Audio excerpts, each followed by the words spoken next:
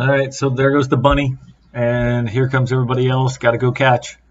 And who else is it that's going to push forward? Dean Sullivan. Sully's got a freaking like 747 engine or one of those 777s now or whatever they got. Here comes John Jordan pushing it, and I ain't got it. I even think I'm telling the guys as they're coming by there that I'm done because I don't know if it's from the crit on Saturday at the Armed Forces Classic, and I did 77 on Sunday. Of course, this is Tuesday night, and I'm old. So I didn't recover nearly as quickly as I thought I would. And this is what we got left. So I'm trying to grab some wheels and recover and then do what I can to help the chase. Dean Pearson, he freaking won Sunday. Hats off to him. Having a great year. I think, Dean, I don't know, man. Your 8th podium probably this year. I can't even count that high. So I'm sure he's feeling a little worn out too. And we're just going to kind of dish out the workload and see if we can bring Roscoe and Sully back. I think it was a pretty warm night, and I'm not sure about the wind situation. I don't think it was that bad. I think being that this was the 1st of June, some people are just kind of getting their legs back, and everybody seemed to be kind of on the equal playing field now. Dean and I, Sully and I, were off the front for I don't know how many miles, maybe 10 or something, and then that's where you just saw us get caught. So we had put in some work, and my legs were just fried. So we'll see what happens here. You can tell it's getting dark, and it's going to be hard to see like who's in these kits.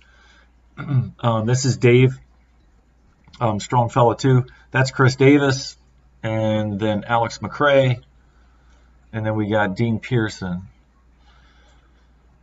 So we're heading up Stevens, and then we're going to take a left on McGrath, and then that weaves us back towards the finish line, which is the Route 13 overpass. So watch Dean Pearson, man. Watch him take this corner. Perfect. Apex. Bang. Like, nice work. He's been doing this a while. And he's pushing it, and my wattage shows 0, and I'm taking a break, and then I feel the group coming by. Here's John Jordan. So I got to try and catch on. You'll see later, like John's just been a savior tonight for me. He just seemed to be in the right place at the right time when I needed it, and Chris Davis too.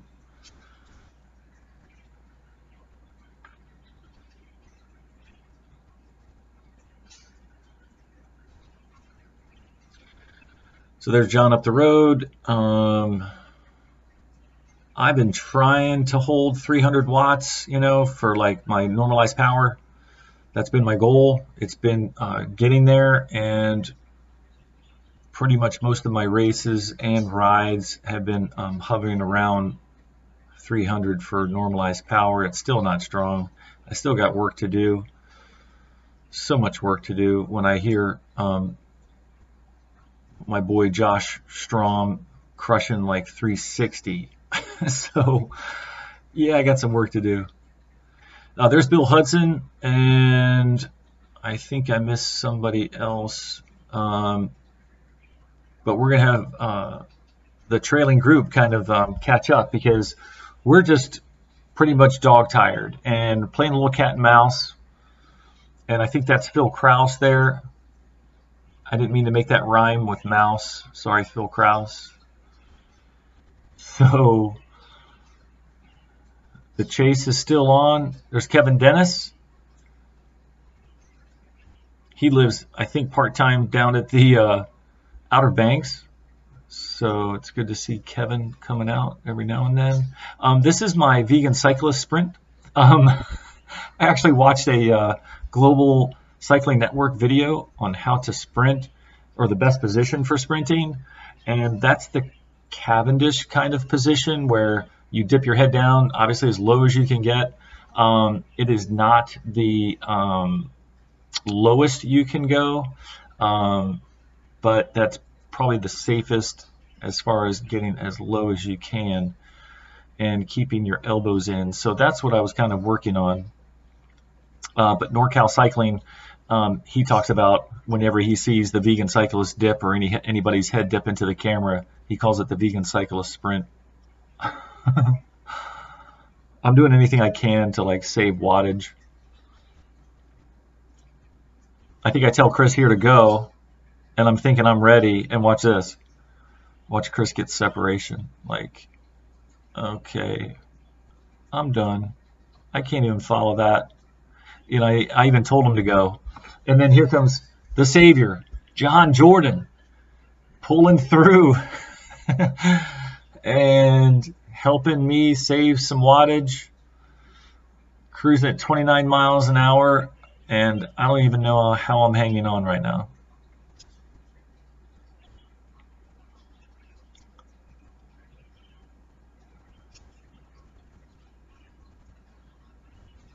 I need the work in the brake, so that's why Sully, I guess, and I get off the front, and we try to maintain a good solid effort, of course, and maximum effort.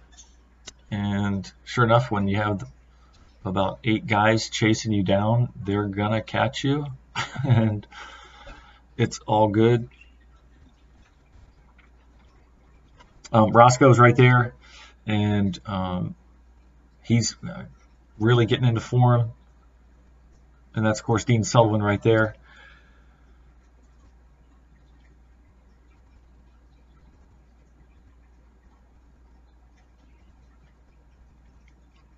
And I think we're about coming down this road here. We're probably, I don't know, like 3 miles out maybe. And it's just painful.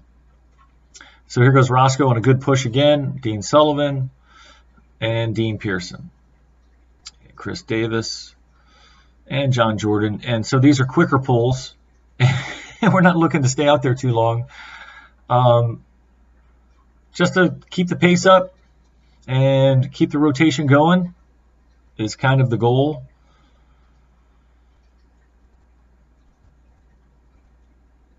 My heart rate's up to 166. My max heart rate, I think, so far this year is like 173.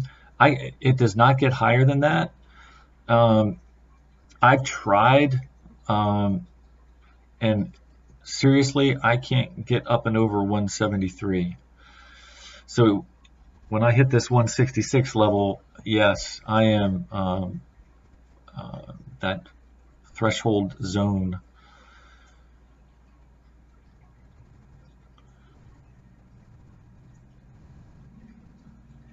So you can tell the miles per hour dips down to like 22 there for a second, and a minor compact group.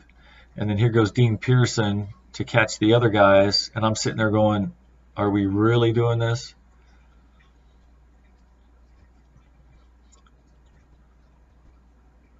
And thank God I see Dean Pearson starting to coast a little bit. I'm hoping it's going to slow down. And then there's John Jordan. Yes. And Chris Davis.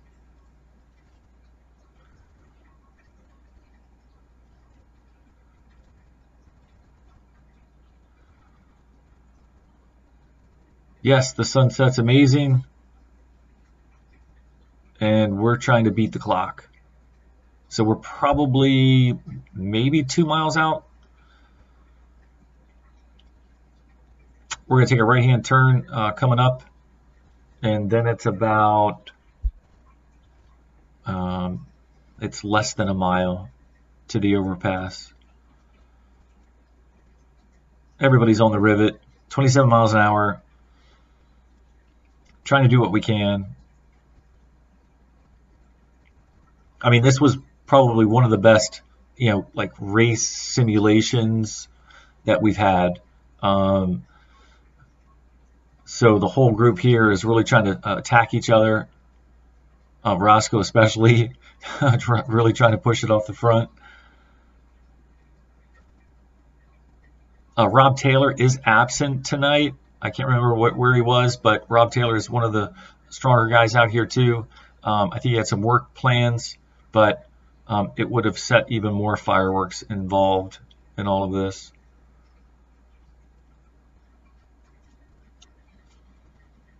So, yep, here's the final stretch.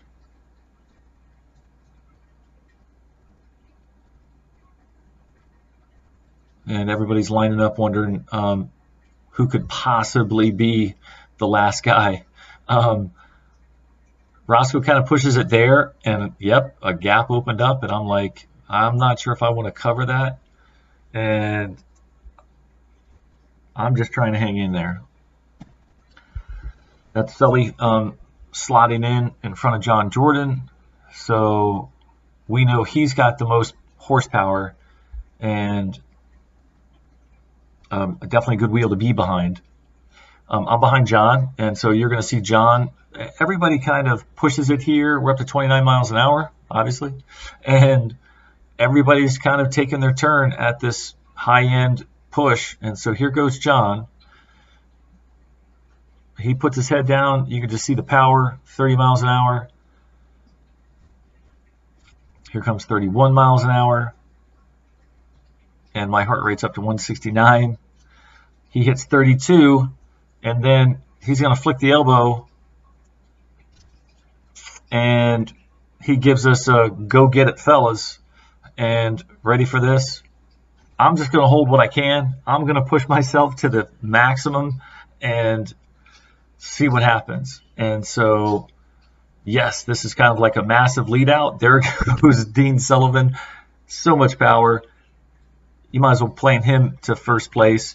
And then here comes two more. Dean Pearson always got a good kick. And then Roscoe, man, he just can bury himself like no other. Nice job, fellas.